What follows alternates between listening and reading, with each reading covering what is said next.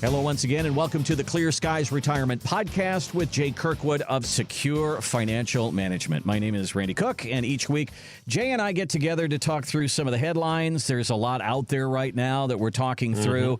And at the same time, you're kind of wondering, what do you do if you're up against retirement? You haven't sat down with a financial advisor yet. Some of these things that are happening are worrying you. Well, you've come to the right place. We're going to try to make some sense of it for you today. Jay, how are you doing? All things considering, Randy, I'm doing all right. I'm hanging in there. It's been a rough week or 10 days or so. How about you? Oh, yeah. I mean, I'm a little bit of a financial junkie trying to find things to talk about here on the show. I haven't had no problem this week because, just recently the market went down 600 points in one day, and then it went down 1,000 points in one day, and we tried to recover, and then we go back down again. So I know that what people are asking is, why is this happening? And what should I possibly do about it? So are you getting calls right now from people? Are they calling up saying, Jay, am I okay? Is that some of the things you're hearing? Yeah, of course we are. And frankly, this is the time your clients need you more than anything else, right? It really is. So when everything's going well, when the market's going up, well, there's no concerns, right?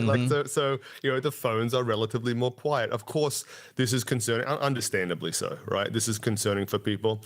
So busier than normal, more calls than normal, more meetings, and yes, all of that's accurate. And happy to do it. That's the whole reason we should be here. Exactly. And one of the things that you're probably talking to people about is, hey, market does three things: goes up, goes down, goes sideways. And we're going down a little bit here. And I've got a couple of voices from the financial news. This is Scott Zelnicker, and he was on CNBC. And he says, this is what markets do. Just kind of calm down about this whole thing. The markets haven't had a pullback of more than 5% in over a year. That's not normal. 10% pullbacks are normal in a given year. History shows that a 10% is once a year, 5% is at least twice a year. So we've had a really good year so far, and we haven't had these kind of pullbacks. We get a little amnesia, don't we? We forget that the market can do this. Yeah, he's absolutely right. And that was the next thing I was going to mention to you, Randy, is that this is not particularly out of nowhere, right? It's not like this doesn't happen during other times. Maybe we block it out of our memory when it happened because we don't want to think about it. But those statistics that he mentioned, as far as I'm aware, that's pretty accurate, right? A 5% pullback couple times a year, yeah, it happens. 10% once a year historically, yeah, it can happen. And I think this is what gets people, right? And I always try and put myself in our client shoes as much as possible, right? This is what we do all the time, right? We're always talking about finances. We're always looking at portfolios. We're always in that investment space. So it's second nature to us. But that's not most people, right? That's not the world they live in all the time. So we try and think about it from their perspective. And there's a saying that says, hey, the markets take the stairs up and the elevator down, right? And you do see it that way. So when you think about 5% in a month of the market appreciating would be an incredible month. That would be a really, really strong month in the markets for it to go up 5%. Pretty rare. That doesn't happen very often, right? But that would be a very strong month. But what did he just mention, right? 5%, that's going to happen a couple of times a year historically. And guess what? It's not going to happen in a month. Yeah. It's going to happen in 2 or 3 days. Wow. It's hard to get used to that, understandably, right? I've been doing this for decades and I'm still not quite used to seeing that either. It's just, it's no fun, but it's not unusual. First thing, right? It's not unusual. This is the other thing as well. I think it's easy when you're dealing, we always try and deal with whole numbers with our clients rather than percentages, right? And this is why. If we're having a discussion and we're like, right now, 5%, 10%, the market's down. Oh, well, that stinks, but it's 5%, it's 10%. If you have $1 million invested, that's $100,000 you've seen your account go down, okay? So if in a matter of a week or 2 weeks, we have some really bad back-to-back market days and your million is now 900,000, well, it's just 10%. It doesn't feel like it though, does it? How long does it take you to save $100,000? A long time. Exactly right. Yeah. Exactly right. So, the concern and the discomfort, completely understandable. Yeah, I think that, if you go to Las Vegas and they'll tell you psychologically the effects of losing money are probably 3 or 5 or 10 times more than the joy of winning money. And that's what we see. So talk to me about what you see as the cause for this, because the question is, is this a one-off? Is it a short-term event and we're going to come back? Or is this the beginning of something bigger? I think one of the reasons that we saw this is the unemployment rate went up, and you get one of these reports and the market reacts to it. But this one kind of said, hey, there might be a recession in our future. And then the ball starts rolling down the hill and people start selling, and all of a sudden we're down 1,000 points. Do you see this as a short-term or a long-term kind of the beginning of something? Yeah, I think there's a couple different factors you need to look at in relation to this, right? I'll come back to what you said in a minute, because I think that does play a role, okay? I think it has been a more amplified role, though, because of the fact that go back to about October or November of last year, and it hasn't been straight up, but it's been pretty much straight up, right, as far as the market goes. Little pullbacks here and there, yes, but significant gains with really no drawdowns at all, right? So could you say it went kind of too far, too fast, and there need to be a little bit of a reconciliation with that? I think that's definitely fair, okay? That's part of it, especially if you look at some of these AI companies. Like everybody's talking about NVIDIA, right? It hasn't been too great for them the last week to 10 days, but look at it since the beginning of the year. Did that go too far too quickly? Probably, and there needs to be an accounting for that, all right? Now, it always takes some sort of catalyst to start that drawdown, to start that pullback, right? And as you mentioned, the jobs report came out. It's not like unemployment's 10%, but it's trending up, right? It's not, the labor market is not as tight as it used to be.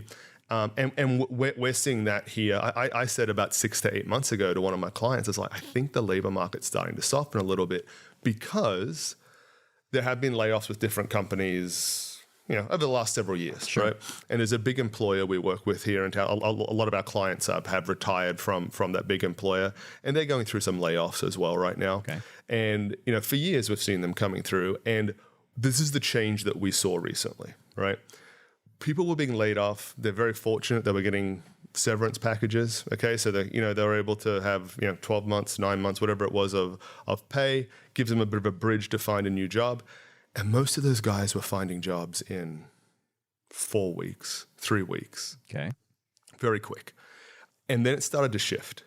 And it wasn't that people weren't getting jobs, but it was taking longer. Okay, right? It was taking it was 6 weeks. It was 8 weeks. They're still kind of looking.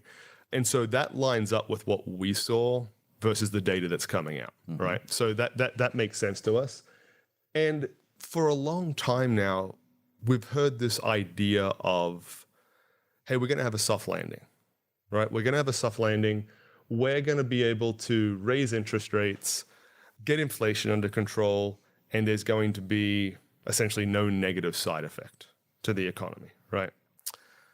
Every now and then I'll shoot a couple of minute, 2, 3, 4 minute video, and we'll send it out to our clients just saying, hey, this is kind of what's going on in the markets, right? And I addressed that, I don't know if it was 6 months ago, 9 months ago, about the whole soft landing side of it. And I said, hey, it's not impossible. It would be really unusual that happened there, right? It would be very unusual that you can raise interest rates very quickly to a high level, kind of rein the economy in a little bit, rein lending in a little bit, and it not have an impact on the labor market, it not have an impact on the economy.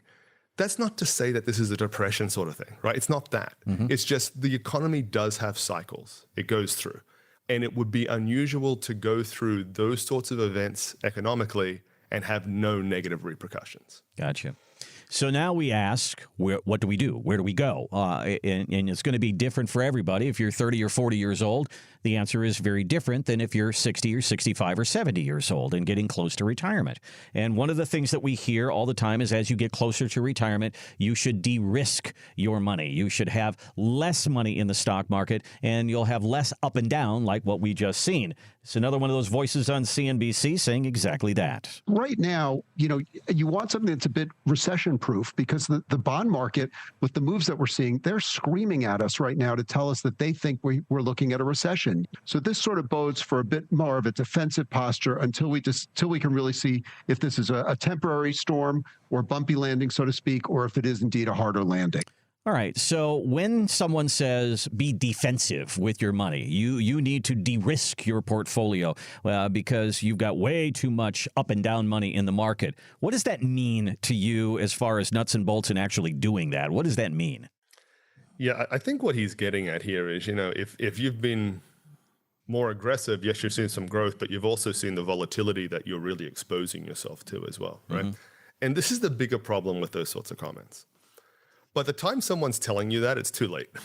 Right. Like by the time it's like, oh yeah, we should be less risky. Well, hey, where were you 2 weeks ago?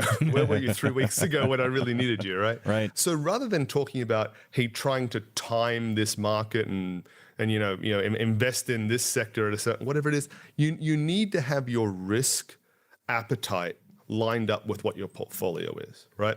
You need to have, if you're in retirement, you need to have your income sources where you're going to get all of your your fixed expenses and fixed needs met through various income methods, and those need to be lined up ahead of time so that we can have our portfolio doing what it's supposed to do, okay? This is something we talked about last week or the week before. I can't remember when we talked about it.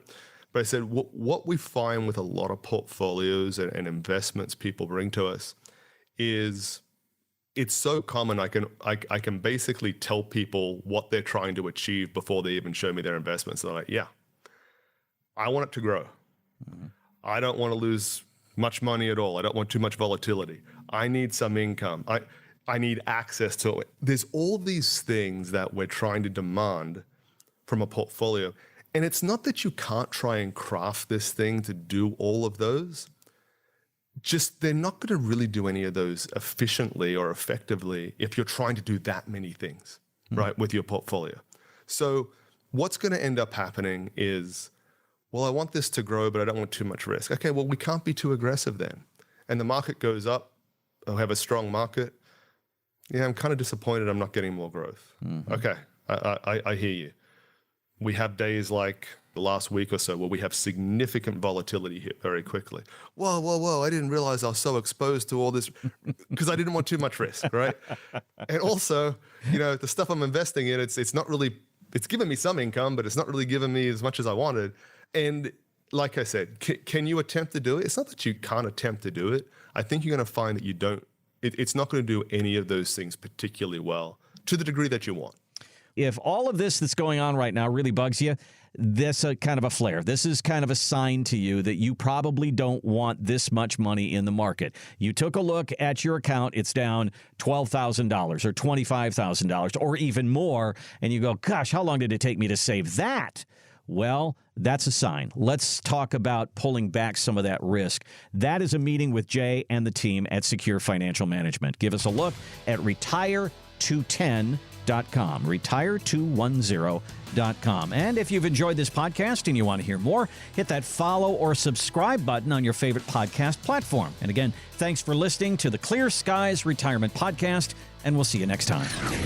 Investment advisory services offered through investment advisory representatives at Secure Financial Management, a registered investment advisor. Exposure to ideas and financial vehicles discussed are not designed nor intended to be applicable to any person's individual circumstances. It should not be considered as investment advice, nor does it constitute a recommendation that anyone engage in or refrain from a particular course of action. Past performance is not a guarantee of future results. Investments can fluctuate, and when redeemed may be worth more or less than when originally invested. Financial professionals are not licensed in all 50 states. To find out if Secure Financial Management is licensed in your state, please contact their office. Secure Financial Management is not affiliated with nor endorsed by the Social Security Administration or any other government agency. Annuity guarantees rely solely on the financial strength and claims-paying ability of the issuing insurance company. By contacting us, you may be provided with information about insurance and annuity products offered through Wholesalers Insurance. Jamin J. Kirkwood, Texas Insurance License number 1421850.